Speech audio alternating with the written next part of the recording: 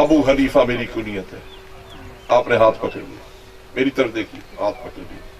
तुम वही अबू हनीफा जिसने मेरे नाने के दीन को बिगाड़ा है, सुना है कि क्यास पे चलाते हो।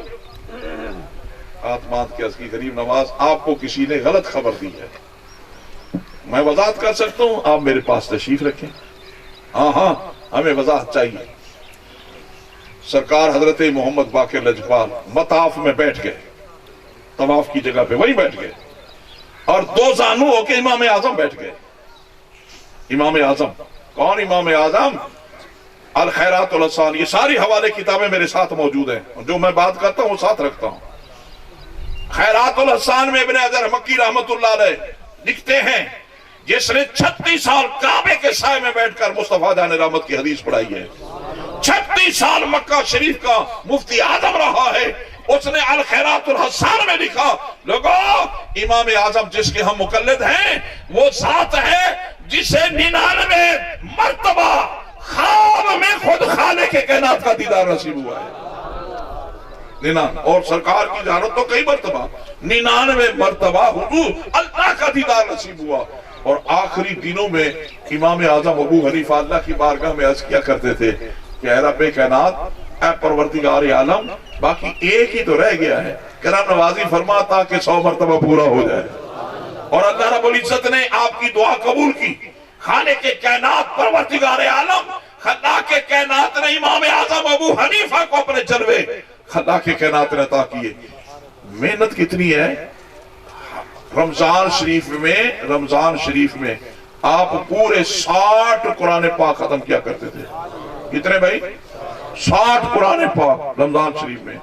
तकवे का आलम क्या था, परहेजगारी का आलम क्या था, ताकि आपको सारी बात समझ आएगी।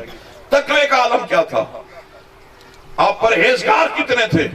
सुनिए, किसी को अगर आप चूंकि ताजर थे, तिजारत आपकी मनी धनी थी, आपसे कोई अगर रकम ले जाता ना, आप उससे रकम लेने जाते तो उसके घर का पानी नहीं पीते थे, उसकी दीवार के साए के नीचे भी खड़ी ना होते। लोग पूछते हुजूर क्यों? फरमाया शायद ये सूद न बन जाए कि मैंने अपनी रकम के बदले में उससे नफा हासिल किया है, पानी का, घर का साया इस्तेमाल किया है, मैं ये इस्तेमाल नहीं करता जब तक कि ये मेरा कर्जा नहीं उतारेगा। ना मैं इसके घर का पानी पीऊंगा, ना खाना खाऊंगा, ना इसके दीवार का साया इस्तेमाल करूंगा, ना इसके घर में बैठूंगा, कहीं मुनाफे में शामिल ना हो जाए। और इसी को सूद कहते हैं। ये आपका तकवा है, आपकी परहेजगारी है। ऐलान हुआ कि जनाब बकरी गुम होगी, बकरी गुम होगी। तलाश किया जी, बकरी नहीं मिली। आपने फरमाया बुला के किसी को, चरवाहे को, भाई बकरी की उम्र कितनी है? सरकार बकरी की उम्र होती है 7 बरस। आपने 7 बरस तक बकरी का गोश्त नहीं खाया कि कहीं शायद चोरी की बकरी मुझ तक ना पहुंच जाए। आपने बिल्कुल गोश्त नहीं खाया। कितना अरसा?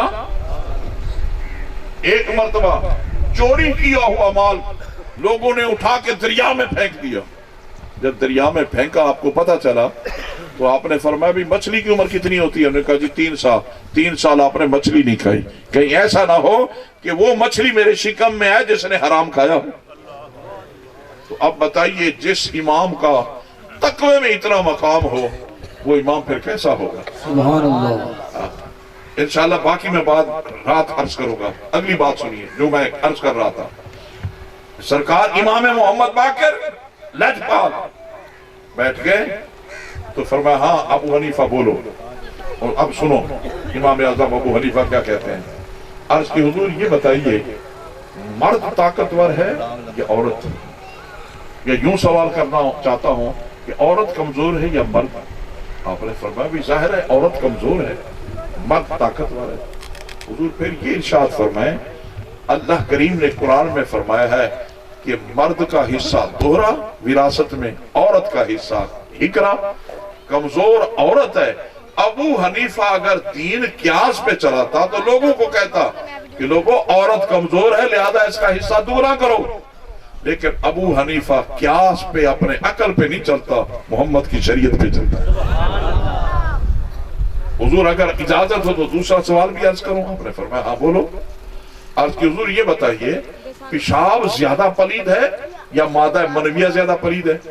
نجس کون سی چیز ہے ان دونوں میں سے؟ فرمایا پیشاب زیادہ نجس ہے۔ تو عرض کی غریب نواز اگر پیشاب زیادہ نجس ہے تو پھر میں لوگوں کو بتاتا اور کہتا، اپنے قیاس پہ اپنے عقل پہ اگر شریعت کو چلاتا، لوگوں کو گمراہ کرنا مقصد ہوتا تو میں کہتا لوگوں پیشاب زیادہ پلید ہے، مادہ منویہ اتنا پلید نہیں ہے، لہذا جب بھی پیشاب کرو تو غسل کیا کرو، مادہ منویہ کے اخراج ہو تو غسل نہ کرو، کیونکہ پلید تو پیشاب ہے۔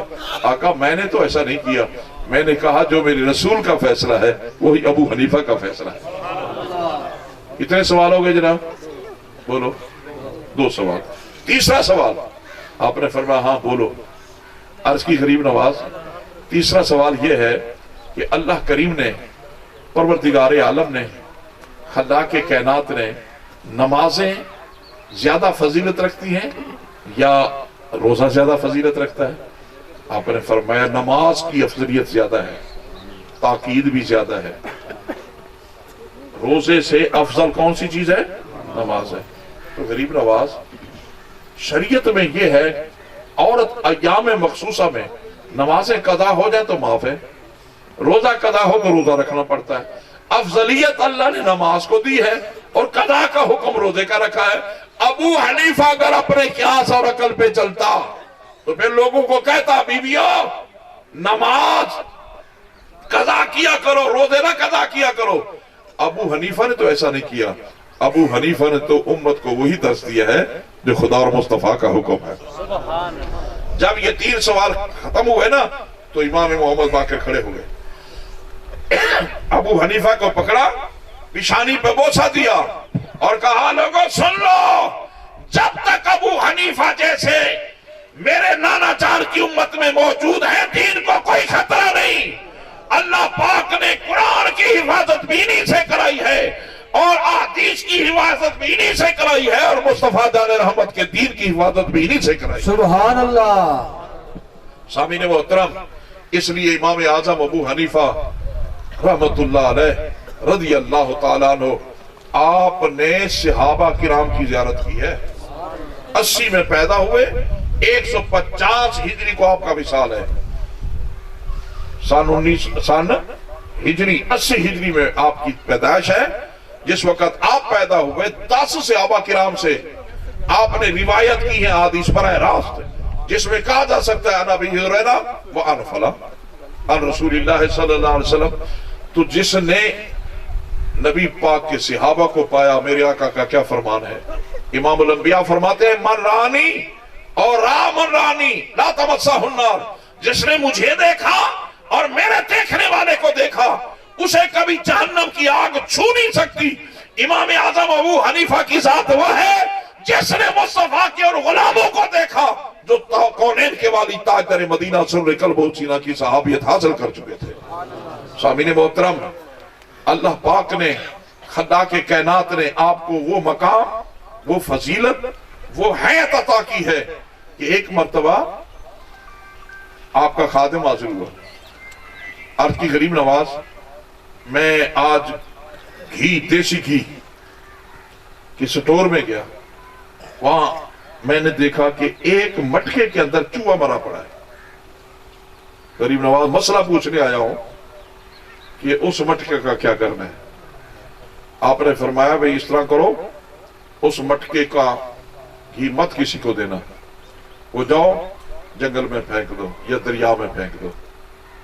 وہ آقا تو جہاں کے غلاموں کو حرام چیز نہیں کھلانی۔ وہ تھوڑی دیر کے بعد واپس آیا، آکے عرض کرنے لگا غریب غلطی ہو گئی غریب نواز۔ میں کیا ہوا؟ حضور آپ مجھے یاد نہیں وہ یہ مٹکا ہے یا یہ ہے یا یہ ہے یا یہ ہے، پتہ نہیں وہ مٹکا کون سا تھا، وہ ان تھا اور 5-7 میں سے ہی، لیکن اب یاد نہیں آ رہا کہ وہ مٹکا کون سا تھا۔ آپ نے فرمایا کل مٹکے کتنے ہیں؟ جی 100 ہے۔ فرمایا 100 کا 100 مٹکا اٹھا کے دریا میں ڈال دو۔ کیوں؟ اس لیے کہ ابو حنیفہ مصطفیٰ جان رحمت کی امت کو حرام کھلانے نہیں آیا۔ سبحان اللہ۔ یہ ہمیں درس دیا ہے، سبق دیا ہے، ہمیں تربیت فرمائی ہے ایسے لوگوں نے کہ رسول اللہ صلی اللہ علیہ وسلم کی ذات برکات کا دین کیا ہے، تقوی کیا ہے۔ اللہ پاک ہم سب کو عمل کی توفیق عطا فرمائے۔ یہ فیضان ہے شاہپور شریف کا، गुलशन असलमिया का जो आप तक पहुंच रहा है। इंशाअल्लाह एक वक्त आएगा, आज तो ये पिंडाल छोटा सा ना, सूफी मजीद साहब एक वक्त आएगा उस दीवार तक दुनिया दुनिया होगी और यहाँ अल्लाह के सदाएं जिस तरह आज बुलंद है इससे कई गुना ज्यादा बुलंद होगी। आपका अल्लाह पाक साया हुमा पाया किबला पीर साहब का अहले सुन्नत पे अहले मोहब्बत पे कायम तैब रखे ताकि ये फैजान हमेशा जारी व सारी रहे। इंशाअल्लाह बाकी बातें रात आपकी ही सदारत में इंशाअल्लाह। नमाज पढ़ लें वे जुझान नमाज पढ़